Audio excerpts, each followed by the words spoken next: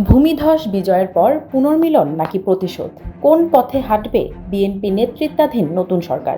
এই প্রশ্নই এখন বাংলাদেশের রাজনীতিতে সবচেয়ে আলোচিত বিষয়। এ নিয়ে একটি প্রতিবেদন প্রকাশ করেছে এনডিটিভি।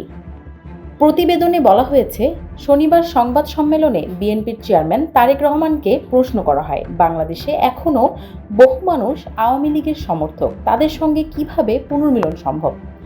জবাবে সংক্ষিপ্ত কিন্তু তাৎপর্যপূর্ণ মন্তব্য করেন তারেক রহমান।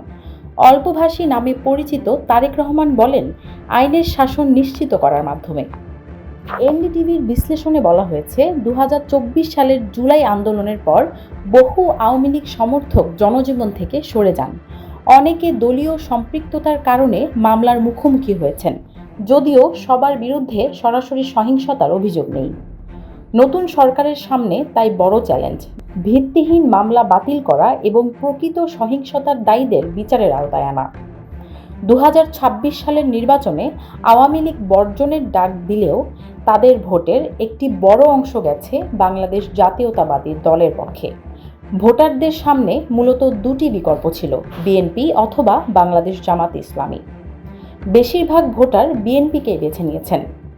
প্রতিবেদনে আরও বলা হয়েছে, জাতীয় পরিচয়বোধ এই ভোট প্রবণতার বড় কারণ। আওয়ামী লীগ ও বিএনপি উভয়ই মুক্তিযুদ্ধের ঐতিহাসিক গুরুত্ব স্বীকার করে। বিপরীতে জামাতের মুক্তিযুদ্ধকালীন অবস্থান এখনও বিতর্কিত। প্রতিবেদনটিতে উল্লেখ করা হয়েছে, সংখ্যালঘু ও নারী ভোটারদের ভূমিকাও ছিল গুরুত্বপূর্ণ। তারেক রহমানের সম অধিকার ভিত্তিক বাংলাদেশ গড়ার প্রতিশ্রুতি সংখ্যালঘুদের আস্থা জুগিয়েছে। তারা জামায়াতের রক্ষণশীল অবস্থানের তুলনায় বিএনপিকে নিরাপদ বিকল্প হিসেবে দেখছেন।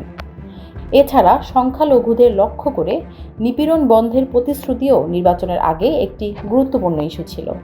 অন্যদিকে জামায়াতের কিছু মন্তব্য নারী ভোটারদের মধ্যে উদ্বেগ তৈরি করে, যা বিএনপির পক্ষে যায়।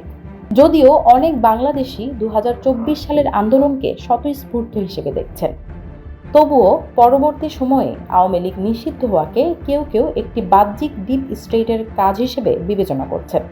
ভবিষ্যতে যে কোনো দল একইভাবে রাজনৈতিক ব্যবস্থা থেকে বাদ পড়তে পারে, এমন আশঙ্কায় ভোটাররা স্থিতিশীলতা নিশ্চিত করতে বিএনপিকে স্পষ্ট ম্যান্ডেট দিয়েছেন। আওয়ামী লীগের ঘাঁটিগুলোতে কৌশলগত প্রচার এবং ভাসমান ভোটারদের লক্ষ্য করে বিএনপি সুপরিকল্পিতভাবে কাজ করেছে। কিছুই ভাগ্যের উপর ছেড়ে দেওয়া হয়নি। নিশ্চিত করা হয়েছে যেন আওয়ামী লীগ ভোটারদের জন্য স্বাভাবিক বিকল্প হয়ে ওঠে বিএনপি, জামায়াত নয়।